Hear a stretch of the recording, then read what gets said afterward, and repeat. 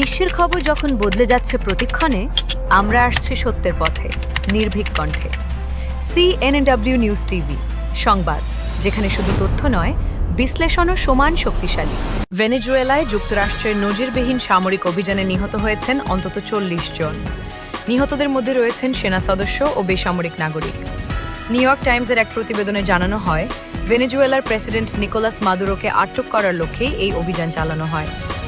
প্রতিবেদনে বলা হয়েছে, মার্কিন বাহিনী ভেনেজুয়েলার মাটিতে সেনা নামানোর আগে দেশটির আকাশ প্রতিরক্ষা ব্যবস্থা ধ্বংস করতে ব্যাপক বিমান হামলা চালায়।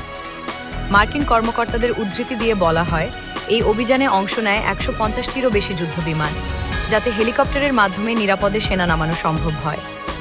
শনিবার ভোরে মার্কিন বাহিনী প্রেসিডেন্ট মাদুরো ও তার স্ত্রী সিলিয়া ফ্লোরেসকে আটক করে ভেনেজুয়েলার বাইরে নিয়ে যায়।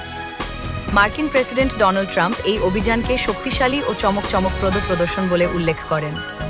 এদিকে নিউ ইয়র্কের ফেডারেল কৌঁসুলিরা মাদুরো ও তার স্ত্রীর বিরুদ্ধে কোকেন পাচারসহ একাধিক অভিযোগে মামলা প্রকাশ করেছে। তবে সমালোচকরা বলছেন, কংগ্রেসের অনুমোদন ছাড়াই চালানো এই হামলা আন্তর্জাতিক আইনের স্পষ্ট লঙ্ঘন এবং লাতিন আমেরিকায় নতুন অস্থিতিশীলতার ঝুঁকি তৈরি করেছে।